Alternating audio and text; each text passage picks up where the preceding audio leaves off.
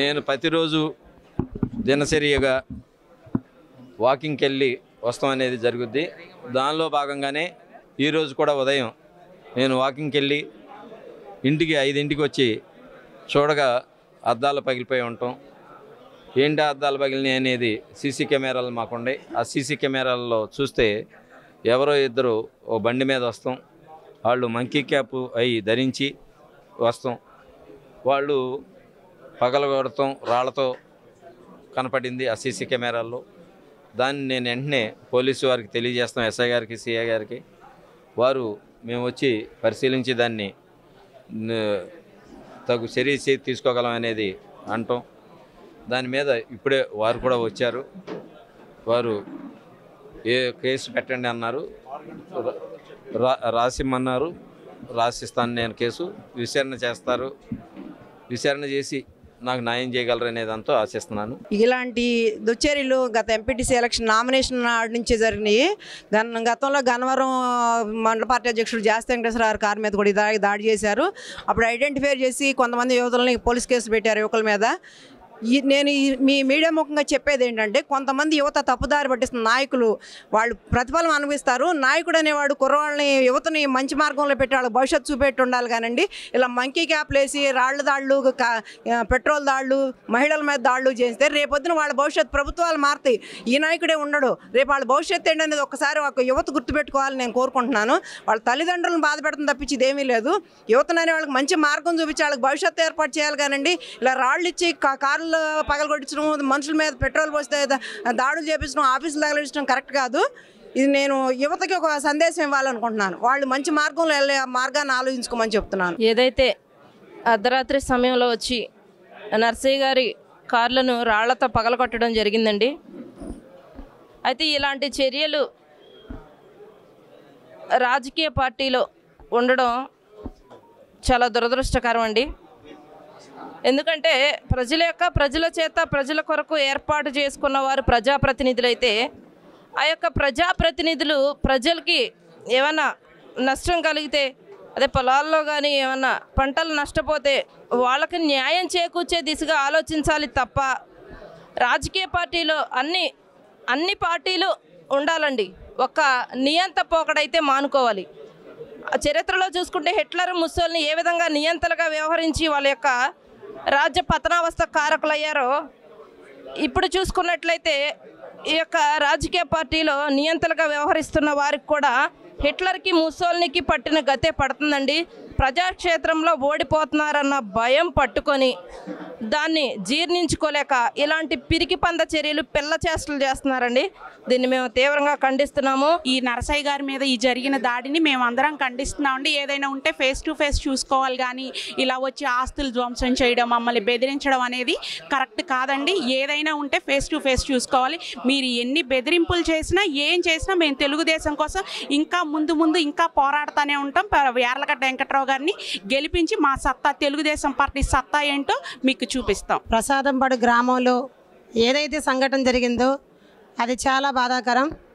ఎందుకంటే రాతి ప్రసాదంపాడు గ్రామంలో నియోజకవర్గ స్థాయిలో జరిగిన విస్తృత తెలుగుదేశం జనసేన పార్టీ సమావేశానికి అది చాలా విజయవంతం కావడం, అది అధికార పక్షంలో ఉన్న నాయకులకి ఒక రకమైన భయాన్ని కలిగించడంతో ఇవాళ ప్రసాదంపాడు గ్రామంలో ఉన్న తెలుగుదేశం పార్టీ నాయకులు గూడవల్లి నరసయ్య గారి ఆవరణలో ప్రవేశించి మరి మంకీ క్యాప్తో అగంతకులు కార్ల అద్దాలు ధ్వంసం చేయడం జరిగింది. ఇది ప్రజాస్వామ్య దేశమా లేకపోతే నియంత పరిపాలన ఉన్నామా అనిపిస్తుంది. 4.5 ఏళ్ల నుంచి ఇలాంటి చర్యలను భరిస్తూ బాధపడుతూనే ఉన్నాం. ఈ యొక్క చర్యలు చేసే వాటి గురించి తెలుగుదేశం పార్టీ నాయకులు కానీ కార్యకర్తలు కానీ ఎవరూ కూడా భయభ్రాంతులకు గురయ్యి వాళ్ళ ఆత్మస్థైర్యాన్ని కోల్పోతారనుకుంటే అది చాలా అవివేకం. ఎందుకంటే మా నాయకుడు జైల్లో ఉన్నప్పుడే ఆయన వచ్చే వరకు కూడా ప్రతి రాష్ట్రం మొత్తం దీక్షలు చేయటం, నిరసనలు చేయడం చేసి ఆయన బయటకు వచ్చే వరకు పోరాటం చేసిన వాళ్ళం. ఇలాంటి చిన్న చర్యలకి భయపడతారనుకుంటే అది చాలా మూర్ఖత్వం అవుతుంది.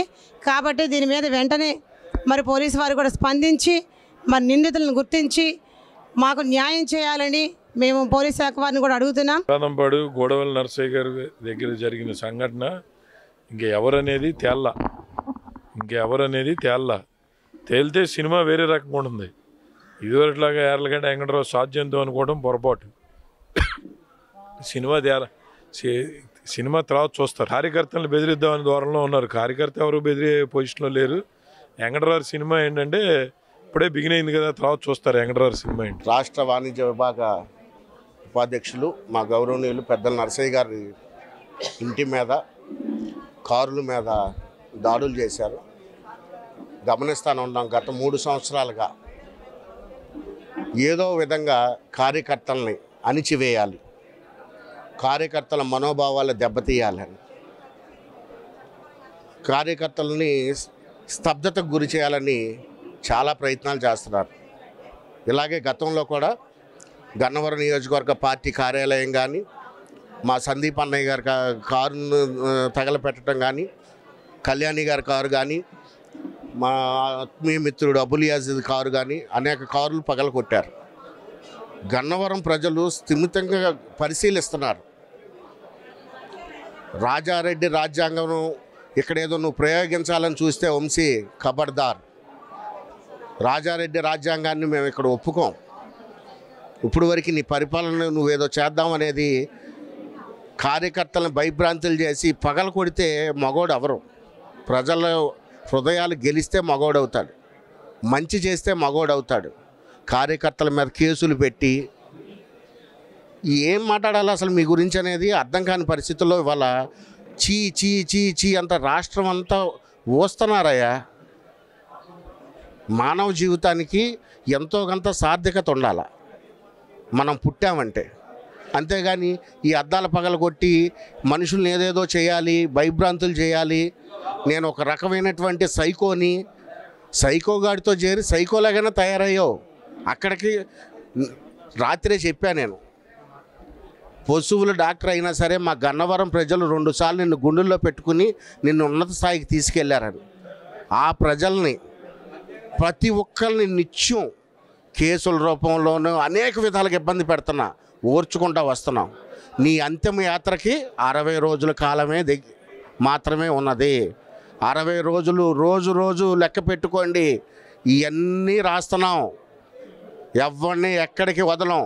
నువ్వు ప్రపంచ దేశాల్లో ఎక్కడ దాక్కున్నా మా సాంప్రదాయం, మా సంస్కృతి ఇది కాదు. మా అధినేత మాకు ఇది నేర్పుండుంటే నువ్వు ఆఫీసు పగల కొట్టిన రోజునే నీ పాడి కట్టుండేవాళ్ళం. మా అధినేత మాకు ఓర్పు నేర్పాడు. 58 రోజులు అక్రమంగా మీరు కేసు పెట్టి ఆయన బంధించినా సరే ఓర్పుతోనే ధర్నాలు చేసాము తప్ప ఎక్కడా కూడా ఇంత ఇబ్బంది కలగని వాళ్ళ రాష్ట్రంలో. అది మా అధినేతకి మాకున్నటువంటి ఇది గౌరవం. ఈ అమ్మ ఏంది ఇది? సైకో నా కొడుకుల్లాగా ఇళ్ళ మీద కార్యకర్తల మీద కేసులు పెట్టి విధ్వంసాలు చేసి అసలు ఏమి నువ్వు ప్రజలకి ఇవ్వాలనుకుంటున్నావు? చూస్తూ ఉన్నాం. 60 రోజుల టైం మాత్రమే దగ్గరకు ఉంది. ఖబర్దార్. యార్లగడ్డ గారి నాయకత్వంలో తొక్కుకుంటూ వెళ్ళిపోతాం. చూస్తాం ఇంకా ఎన్ని ఇళ్ళు పగల కొడతావు, ఎంతమంది మీద కేసు. అందరూ కార్యకర్తలందరూ సిద్ధంగా ఉన్నారు.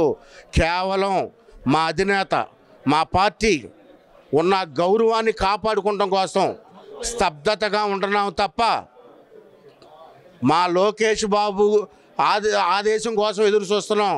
కక్షపూరితంగానే ఆకతాయితనంగా చేశారని నేను భావిస్తున్నా. లేకపోతే అద్దాల పగలు కొడితే ఏమొస్తుందండి? ప్రాపర్టీ డ్యామేజ్ అయితే ఏమొస్తుంది? ప్రాపర్టీ డ్యామేజ్ అయితే ఏమొస్తుంది? పాసిఫిక్ ఆనందం వస్తుంది, అంతకుముందు ఏమైనా వస్తుందా? అంతే కదా. విజయవాడ రూరల్ మండలం ప్రసాదంపాడు గ్రామంలో గూడపాటి నరసయ్య గారికి చెందినటువంటి 3 కార్లను, వాటి యొక్క అద్దాలని కొంతమంది గుర్తు తెలియని దుండగులు ధ్వంసం చేయడం జరిగింది. ఈ ఆగంతకులు మాస్క్ ధరించారు. సుమారు రాత్రి 12 గంటల సమయంలో ఇక్కడికి వచ్చినట్టుగా సీసీ ఫుటేజీలో కనపడుతున్నారు. దుండగులు ఇమీడియట్గా గుర్తించి వారిని అదుపులోకి తీసుకుంటాం. దీనికి గల కారణాన్ని కనిపెడతాం. ఈయనైతే తెలుగుదేశం పార్టీలో కీలకంగా వ్యవహరించేటువంటి వ్యక్తి నరసయ్య గారు. బట్ అయితే ఈయన వివాదాలకు అతీతుడు, అందరితో కూడా చక్కగా ఉంటారు. ఈయన అజాతశత్రువు అని పేరు. ఈయనకి ఎవరితో కూడా వైషమ్యం అన్నట్టుగా ప్రస్తుతానికి మా దృష్టికి రాలేదు. వారి యొక్క కంప్లైంట్ తీసుకుని దాని మీద ఎవరి మీద అనుమానం ఉన్నట్టు కనుక వారి మీద యాక్షన్ తీసుకుంటాం. మరిన్ని వీడియోస్ కోసం ఛానల్ సబ్స్క్రైబ్ చేయండి. లేటెస్ట్ అప్డేట్స్ కోసం వాట్సాప్ ఛానల్ ఫాలో చేయండి. అండ్ లింక్ డిస్క్రిప్షన్ లో ఉంది.